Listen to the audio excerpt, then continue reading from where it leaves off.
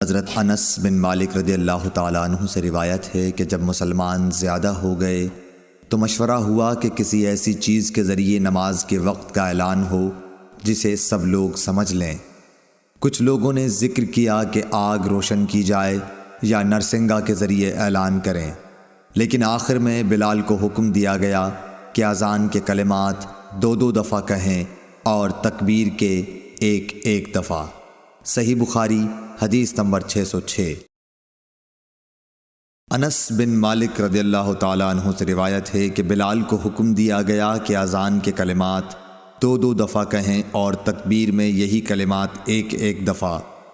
اسماعیل نے بتایا کہ میں نے ایوب سختیانی سے اس حدیث کا ذکر کیا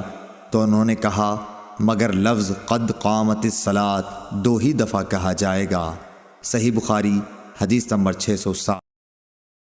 ابو ہریرہ رضی اللہ تعالیٰ عنہ سے روایت ہے کہ نبی صلی اللہ علیہ وسلم نے فرمایا جب نماز کے لیے اذان دی جاتی ہے تو شیطان بھاگتا ہوا بڑی تیزی کے ساتھ پیٹھ موڑ کر بھاگتا ہے تاکہ اذان کی آواز نہ سن سکے، اور جب اذان ختم ہو جاتی ہے تو پھر واپس آ جاتا ہے، لیکن جوں ہی تکبیر شروع ہوئی وہ پھر پیٹھ موڑ کر بھاگتا ہے۔ جب تکبیر بھی ختم ہو جاتی ہے تو شیطان دوبارہ آ جاتا ہے اور نمازی کے دل میں وسوسے ڈالتا ہے، کہتا ہے کہ فلاں بات یاد کر، فلاں بات یاد کر۔ ان باتوں کی شیطان یاد دہانی کراتا ہے جن کا اسے خیال بھی نہ تھا، اور اس طرح اس شخص کو یہ بھی یاد نہیں رہتا کہ اس نے کتنی رکعتیں پڑھی ہیں۔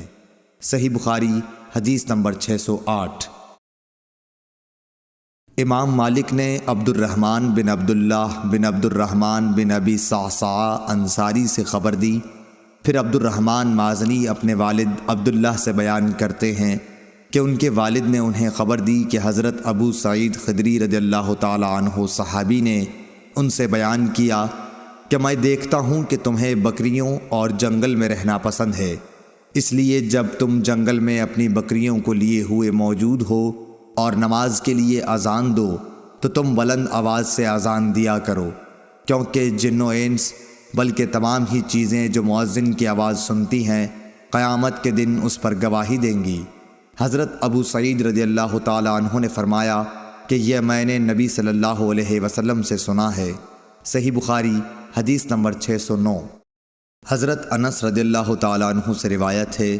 انہوں نے نبی کریم صلی اللہ علیہ وسلم سے کہ جب نبی کریم صلی اللہ علیہ وسلم ہمیں ساتھ لے کر کہیں جہاد کے لیے تشریف لے جاتے تو فوراً ہی حملہ نہیں کرتے تھے، صبح ہوتی اور پھر آپ انتظار کرتے، اگر اذان کی آواز سن لیتے تو حملے کا ارادہ ترک کر دیتے، اور اگر اذان کی آواز نہ سنائی دیتی تو حملہ کرتے تھے۔ انس نے کہا کہ ہم خیبر کی طرف گئے اور رات کے وقت وہاں پہنچے، صبح کے وقت جب اذان کی آواز نہیں سنائی دی تو آپ اپنی سواری پر بیٹھ گئے اور میں ابو طلحہ کے پیچھے بیٹھ گیا۔ چلنے میں میرے قدم نبی صلی اللہ علیہ وسلم کے قدم مبارک سے چھو جاتے تھے۔